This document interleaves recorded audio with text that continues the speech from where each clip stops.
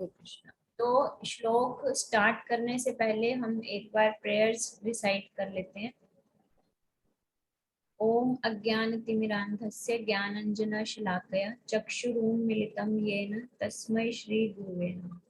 हे कृष्ण करुणा सिंधु दीन बंधु जगतपते गोपेश गोपिका कांत राधा कांत नमोस्तुते। तप्त कांचन गौरांगी राधे वृंदावनेश्वरी वृषभानुसुते देवी प्रणमामि हरिप्रिये। वाञ्छा कल्पतरुभ्यश्च कृपा सिन्धुभय एव च पतितानां पावनेभ्यो वैष्णवेभ्यो नमो नमः। जय श्री कृष्ण चैतन्य प्रभु नित्यानंद श्री अद्वैत गदाधर श्रीवासादि गौर भक्त वृंद। हरे कृष्णा कृष्ण कृष्णा हरे हरे, हरे राम राम राम हरे हरे। हरे कृष्णा कृष्ण कृष्णा हरे हरे, हरे राम राम राम हरे हरे। हरे कृष्णा कृष्ण कृष्णा हरे हरे, हरे राम राम हरे। जय श्री कृष्ण। श्रील प्रभुपाद की जय।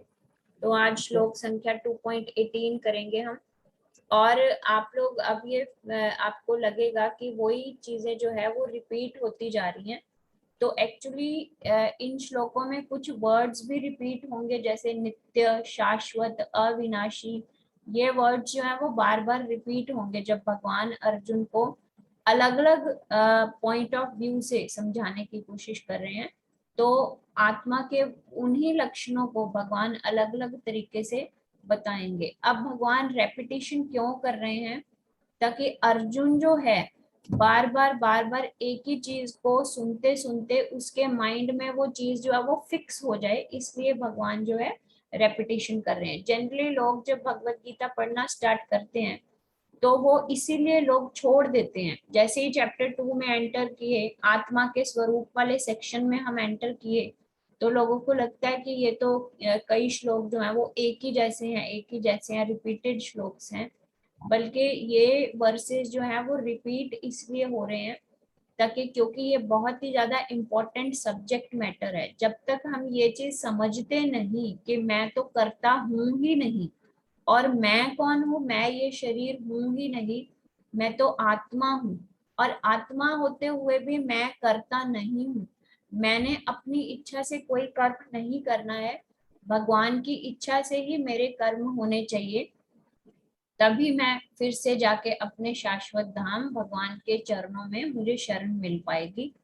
तो इसलिए इस चीज को हमारे माइंड में फिक्स करने के लिए भगवान जो है वो उन्हीं चीजों को अलग अलग तरीके से हमें समझाने की कोशिश कर रहे हैं। जैसे कहते हैं ना कि अगर पत्थर के ऊपर एक बार आप रस्सी घिसोगे, जैसे पुराने टाइम में कुएं होते थे, आजकल तो बच्चों ने कुएं नहीं देखे, लकीली हम लोगों ने देखे हुए हैं। तो पुराने टाइम में कुएं होते थे तो कुएं के अंदर हम बाल्टी डालते हैं और रस्सी से खींचते हैं। अगर एक या दो बार रस्सी जो है वो पत्थर पे घिसेगी तो निशान नहीं पड़ता। लेकिन जब वो चीज बार बार रिपीट होती है, हम बार बार रस्सी को पत्थर के ऊपर घिसते हैं, तो पत्थर जो है उस पे निशान भी पड़ता है और पत्थर भी घिसना शुरू हो जाता है। तो अगर पत्थर जो है वो बार बार एक ही नित्य क्रिया करके जो है वो घिस सकता है, तो उसी तरह से हमारे मन को जब हम एक ही चीज बार बार समझाने की कोशिश करते जाएंगे, तो वो भी हमारे मन को समझ आ जाएगी और मन में वो चीज फिक्स हो जाएगी। तो दिस इज द कॉज कि भगवत गीता में कुछ श्लोक हमें लगेंगे कि रिपीटेड हैं। तो अभी श्लोक पे चलते हैं। अंतवंत इमे देहा नित्यस्योक्ता शरीरिण अनाशिनो अप्रमेयस्य तस्माद्युध्यस्य भारत। सीमा माता जी आप रीड करोगे? हाँ जी। अंतवंत इमे देहा नित्यस्य उक्ता शालिनी अनाशिनी अप्रेम्यस्य तस्मात् युद्धस्व भारत। हाँ जी। तो इसके पर हम अनुवाद पढ़ लेते हैं। अनुवाद और तात्पर्य श्रील प्रभुपाद के द्वारा। श्रील प्रभुपाद की जय। अविनाशी, अपरिमेय तथा शाश्वत जीव के भौतिक शरीर का अंत अवश्यम भावी है, अतः हे भरतवंशी युद्ध करो। जो ये 3 वर्ड्स यूज हुए हैं, अविनाशी, अपरिमेय तथा शाश्वत जीव, ये तीनों के तीनों आत्मा को सिंबलाइज कर रहे हैं। आत्मा जो है वो अविनाशी है, जैसे कल भी हमने यही डिस्कस किया था कि आत्मा का कभी विनाश नहीं होता, विनाश हमेशा शरीर का होता है, मरता हमेशा शरीर है। आत्मा जो है वो अमृत्य रहती है, मरती नहीं है, नष्ट नहीं होती, आत्मा को कोई जख्म नहीं लगता। अप्रमेय, अप्रमेय का मतलब है कि उसे मापा नहीं जा सकता। और शाश्वत मतलब सनातन, शुरू से, जब से भगवान है तब से आत्मा भी है। और भगवान कब से है, वी डोंट नो, क्योंकि जब ये यूनिवर्सल भौतिक दुनिया जो है बनी भी नहीं थी, भगवान उससे भी पहले है, हमेशा से है। तो इसलिए जीवात्मा जो है वो भी हमेशा से है। के भौतिक शरीर का, अब आत्मा के भौतिक शरीर का अंत अवश्यम भावी है, मतलब आत्मा जिस जगह पे रह रही है उस जगह को शरीर कहते हैं, और वो शरीर जो है वो टेम्परेरी है, इसलिए उस टेम्परेरी चीज को तो नष्ट होना ही होना है। अतः हे भरतवंशी युद्ध करो। तो इसलिए भगवान अब अर्जुन को समझा रहे हैं कि जो आत्मा है, जो एक्चुअली जीव है, जीव जो है मतलब आत्मा जो है, उसका तो ना विनाश हो सकता है और ना ही उसको समाप्त किया जा सकता है, ना ही उसको जख्म लगते हैं। लेकिन आत्मा जो इस मटेरियल बॉडी के अंदर रह रही है, आत्मा टेम्परेरीली इस बॉडी के अंदर रह रही है, ये बॉडी जो है उसका विनाश निश्चित है। हम किसी भी तरीके से बॉडी के विनाश को रोक नहीं सकते, जबकि हमने देखा भी है, आप लोग डिफरेंट हर रोज हम न्यूज़पेपर्स में देखते हैं कि इस तरह की कई रिसर्चेस साइंटिस्ट्स कर रहे हैं कि जो शरीर है उसको यंग रखा जा सके, शरीर बूढ़ा ना हो, शरीर को बीमारी ना लगे। लेकिन लाइफ टाइम एक्सपेरिमेंट्स करने के बाद भी जो वैज्ञानिक हैं वो इस तरह की कोई मशीन, कोई ऐसी दवाई नहीं बना पाए जिससे कि वो इस शरीर को एज इट इज रख सकें, क्योंकि भगवान ने भौतिक तत्वों से ये शरीर बनाए हैं और भगवान की रचना ही इस तरह की है कि इन शरीरों को नष्ट होना ही होना है। तो इसलिए भगवान की रचना के ऊपर जाके कभी भी एक मनुष्य की रचना नहीं हो सकती। क्यों? क्योंकि मनुष्य को बनाने वाले भी भगवान ही हैं। तो इसलिए इस शरीर का अंत तो निश्चित ही है। तो अब प्रभुपाद इसमें एक बहुत ही सुंदर पॉइंट उठा रहे हैं। पूर्ण आत्मा के सूक्ष्म कण अपने कर्म के अनुसार ही यह शरीर धारण करते हैं, अतः धार्मिक नियमों का पालन करना चाहिए। कि आत्मा को जो शरीर है वो कैसे मिला। अब हमें ये भी पता है कि शरीर सिर्फ एक तरह का मानव शरीर नहीं है, 84 लाख तरह की योनियां हैं। और वो शरीर जो है वो मनुष्य को किस तरह से मानव शरीर प्राप्त हुआ, कुत्ते को किस तरह से कुत्ते का शरीर प्राप्त हुआ, पेड़ को किस तरह से पेड़ का शरीर प्राप्त हुआ, उसके लिए भगवान कहते हैं कि तुम्हारे अपने ही पिछले कर्म जो हैं, उन पिछले कर्मों के हिसाब से तुम्हें, जो आज तुम प्रेजेंट शरीर में हो, आत्मा जो आज के प्रेजेंट शरीर में है, तुम्हें अपने ही कर्मों से मिली है। प्रभुपाद ये अपने परपट में लिख रहे हैं, अतः धार्मिक नियमों का पालन करना चाहिए। तो इसलिए बाकी सारी योनियां जो हैं, सिर्फ मनुष्य को छोड़कर बाकी सभी भोग योनियां हैं। उस योनि में जो जीवात्मा है वो कोई कर्म नहीं कर सकती, वो सिर्फ अपने पिछले कर्मों को भोगने के लिए इस दुनिया में आई है। लेकिन मनुष्य शरीर जो है वो इतना बहुमूल्य अमूल्य है कि मनुष्य शरीर में रहकर, हरे कृष्णा, म्यूट कर लीजिए।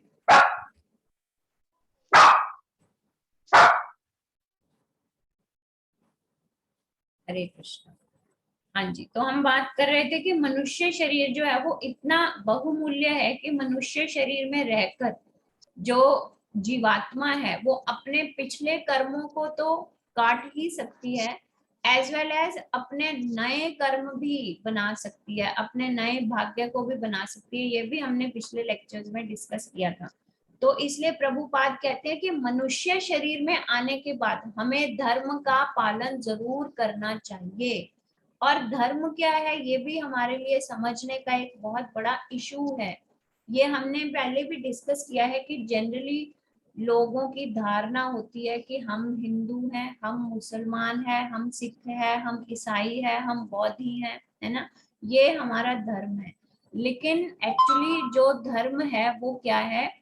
धर्मम तु साक्षात भगवत प्रणीतम, कि भगवान की वाणी ही साक्षात धर्म है।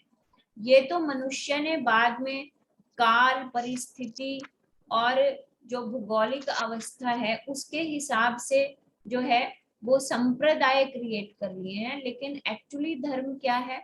एक्चुअली धर्म जो है वो भगवान की ही वाणी है। और भगवान भगवत गीता में जैसे जैसे आगे जाएंगे भगवान कहते हैं कि तुम्हें जिस भी गुण के हिसाब से, जिस भी वर्ण के हिसाब से शरीर मिला है, वर्ण मतलब 4 तरह के वर्ण हैं, ब्राह्मण, क्षत्रिय, वैश्य और शूद्र। तो तुम्हें इन चारों वर्णों के हिसाब से जिस भी मनुष्य वर्ण का मनुष्य शरीर मिला है, उस वर्ण में रहते हुए तुमने मेरी इच्छा के हिसाब से कर्म करना है, वो ही तुम्हारा धर्म है। और अब अर्जुन का जो धर्म है वो क्या है? अर्जुन क्योंकि क्षत्रिय है इसलिए अर्जुन का धर्म है धर्म की स्थापना करना। तो इसलिए प्रभुपाद कहते हैं कि अगर तुम लोगों को मानव शरीर मिला है, जीवात्माओं को मानव शरीर मिला है, तो धार्मिक नियमों का पालन जरूर करना चाहिए। आगे एक और बहुत सुंदर पॉइंट प्रभुपाद लिखते हैं, आत्मा इस भौतिक शरीर से बाहर निकल जाता है और शरीर सड़ने लगता है, अतः आत्मा ही शरीर का पोषक तत्व है। हमें ये पता है कि जब मृत्यु हो जाती है, मतलब मृत्यु होना मतलब आत्मा जो है वो शरीर से बाहर जा चुकी है। और जैसे ही आत्मा शरीर से बाहर जाती है, फिर आप चाहे उस मृत शरीर के ऊपर जितने भी ग्लूकोज लगा लो, ड्रिप्स लगा लो, है ना, लेकिन वो मृत शरीर जो है वो मूवमेंट तो क्या ही करेगा, बल्कि एक टाइम स्पैन के बाद वो सड़ना शुरू हो जाता है, उसमें से दुर्गंध आनी शुरू हो जाती है। ऐसा क्यों होता है? जबकि जब हम जीवित हैं, जीवित का मतलब जब हमारे अंदर बॉडी के अंदर आत्मा है तो हम जीवंत रहते हैं, हमारे अंदर चेतना होती है, हमारी बॉडी जो है वो टाइम बाय टाइम ग्रो करती रहती है। तो ऐसा किस लिए होता है? क्योंकि जो शरीर है उसको चलाने का एक्चुअली पोषक तत्व जो है आत्मा है। तो इसलिए शरीर का आत्मा पोषक तत्व है। अगर वो पोषक तत्व बाहर निकल गया तो शरीर जो है वो फिर बिल्कुल व्यर्थ हो जाता है, सड़ जाता है, सड़ने के योग्य ही रह जाता है। इसलिए शरीर तो बिल्कुल महत्वहीन है। और अर्जुन जो है वो शरीरों के लिए शोक कर रहा है। तो इसलिए भगवान उसको समझा रहे हैं कि तुम्हें इनके शरीरों के लिए शोक करने की कोई भी आवश्यकता नहीं है, क्योंकि अगर ये युद्ध में मारे जाएंगे तो केवल इनके जो प्रेजेंट शरीर हैं वो ही विनष्ट होंगे, इनकी आत्मा जो है वो साथ के साथ किसी दूसरे शरीर में ट्रांसफर हो जाएगी। अब यहाँ पे हमने ये बात तो कर ली कि आत्मा, शरीर की खुराक जो है वो आत्मा है, लेकिन आत्मा की भी एक खुराक है। आत्मा को भी स्वस्थ रखने के लिए उसको खुराक देने की आवश्यकता है। और आत्मा की खुराक क्या है? निरंतर भगवान का चिंतन और सिमरन करते रहना, निरंतर भगवान की सेवा करना। तो इसलिए आत्मा को स्वस्थ रखने के लिए, ताकि हम अच्छे कर्म कर सकें, है ना, हमें भगवान का निरंतर चिंतन करना चाहिए, भगवान के बारे में सुनना चाहिए, भगवान की वाणी को पढ़ना चाहिए, भगवान की कथाओं में हमें अपनी रुचि डेवलप करनी चाहिए। तो उससे क्या है, हमारी आत्मा पोषित होगी। हमारी आत्मा को पोषित करने का क्या मतलब है? कि आत्मा जो है वो इस मटेरियल नेचर की बॉन्डेज से छूटना शुरू हो जाएगी। हमारी जो आसक्ति है अपने घर में, परिवार में, बच्चों में, रुपए पैसे में, अपनी इच्छाओं में, वो आसक्ति जो है वो खत्म होनी शुरू हो जाती है जब हम आत्मा को भगवान के नाम की खुराक देते हैं। नेक्स्ट श्लोक करते हैं। Let me share the screen. हरे कृष्णा कृष्ण कृष्ण हरे हरे हरे राम राम हरे हरे कृष्णा कृष्ण कृष्ण हरे हरे।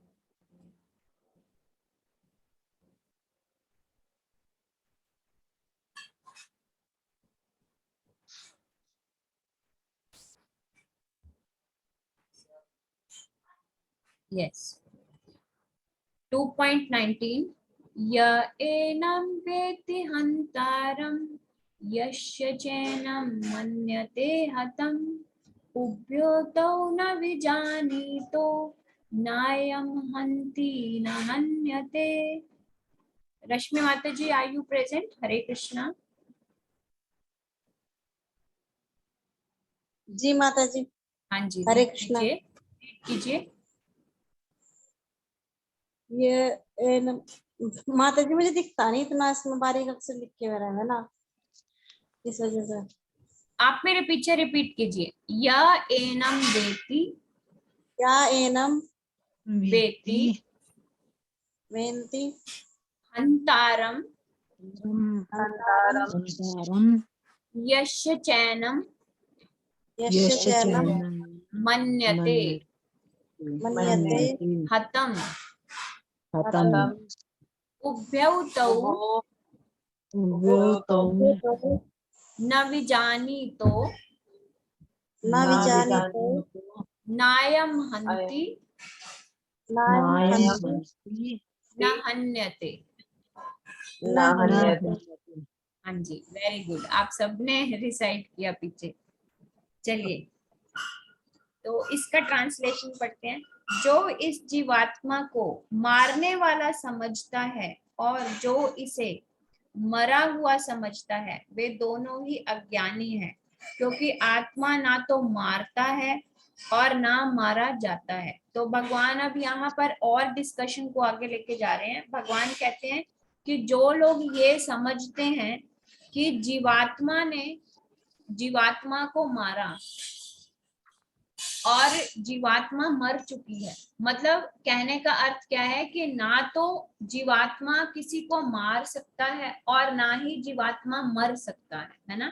मतलब आत्मा जो है वो ना तो किसी को विनष्ट, किसी दूसरी आत्मा को विनष्ट कर सकती है और ना ही आत्मा स्वयं जो है वो मर सकती है। अगर कोई भी ऐसा सोचता है कि एक मनुष्य ने किसी दूसरे मनुष्य को मार डाला है ना, तो वो जो लेवल है वो सिर्फ भौतिक शरीर का है कि एक मनुष्य के शरीर में जो जीवात्मा है उस शरीर ने किसी दूसरे शरीर का विनाश कर दिया।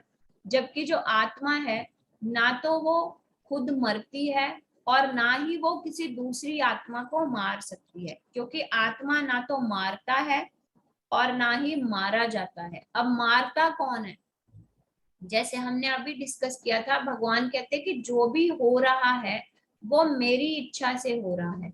अगर किसी का भौतिक शरीर का विनाश भी होता है तो वो विनाश मेरी इच्छा से होता है, और वो भी सिर्फ शरीर का विनाश है, आत्मा का विनाश तो है ही नहीं, क्योंकि आत्मा तो अजन्मा, अनंत, नित्य, शाश्वत है, अविनाशी है।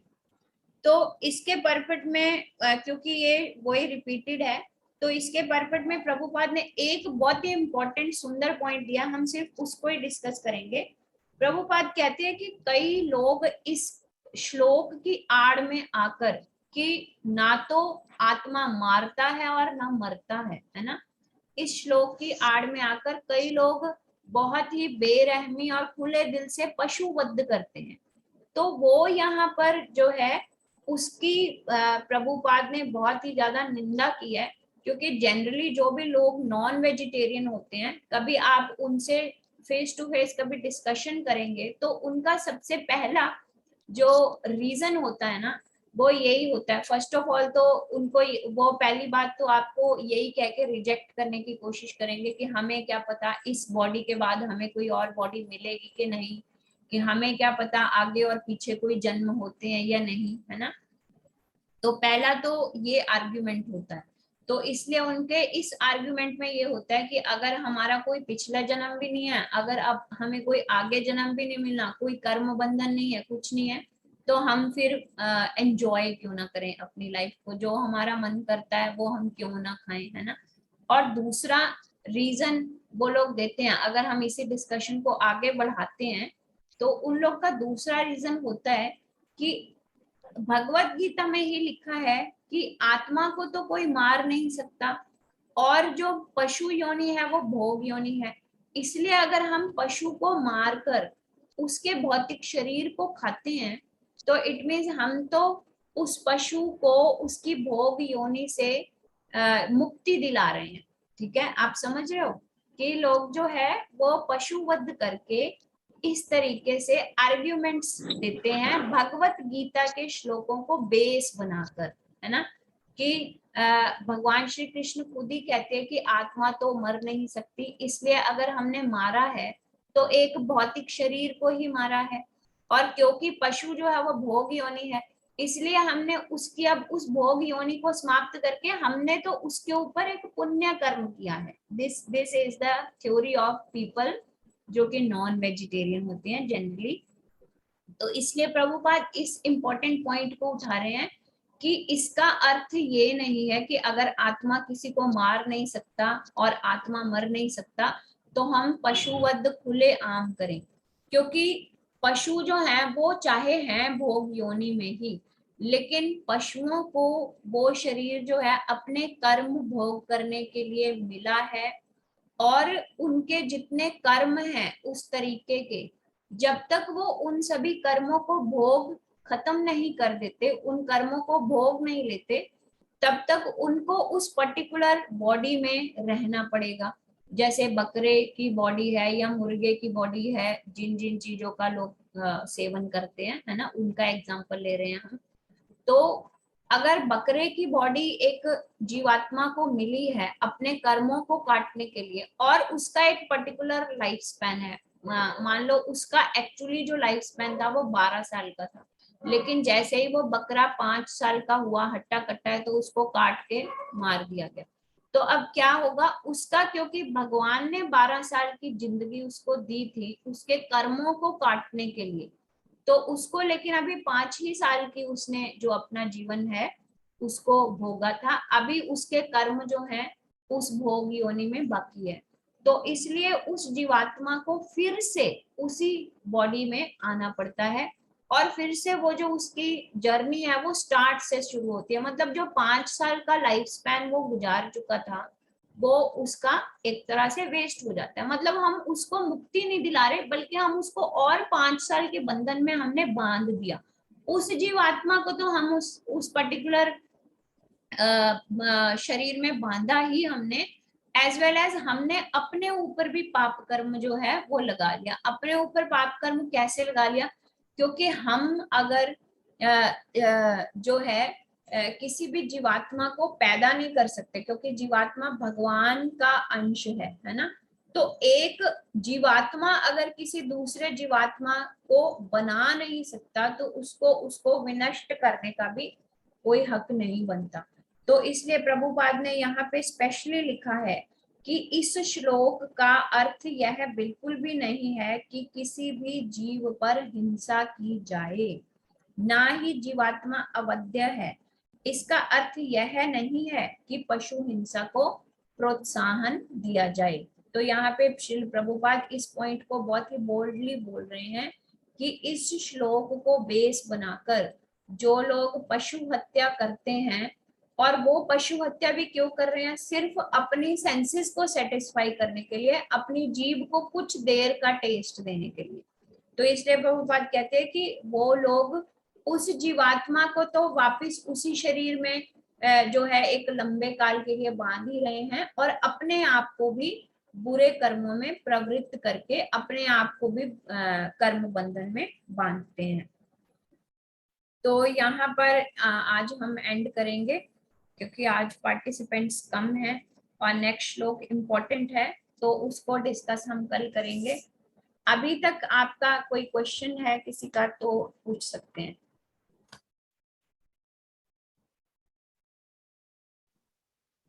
हाँ माता जी, मैं पूछ रही थी आपसे ना, हाँ जी। आप कहते आत्मा अमर है। हाँ जी। जब दुर्योधन मरे थे तब उन्होंने कृष्ण भगवान से कहा था कि मुझे भी स्वर्ग में स्थान देना। हाँ जी। तो यहाँ उत्तराखंड में आड़ गांव में दुर्योधन जो है इष्ट देवता है उनके ना, और उनकी पूजा होती है यहाँ। हाँ जी। हाँ जी। और ये क्या कारण है, हर करण की भी होती है यहाँ।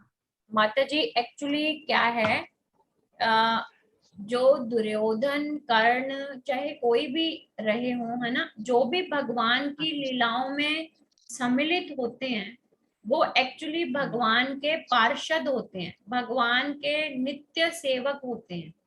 तो इसलिए अब उनको जो है, क्योंकि वो भगवान की लीला में शामिल है और भगवान के नित्य सेवक हैं, तो आप ये मान के चलिए कि वो भगवान के कहे अनुसार जो है उस तरह के कर्म करते हैं। वो हमें लगता है कि वो पाप कर्म कर रहे हैं, लेकिन वो भी भगवान के कहे अनुसार।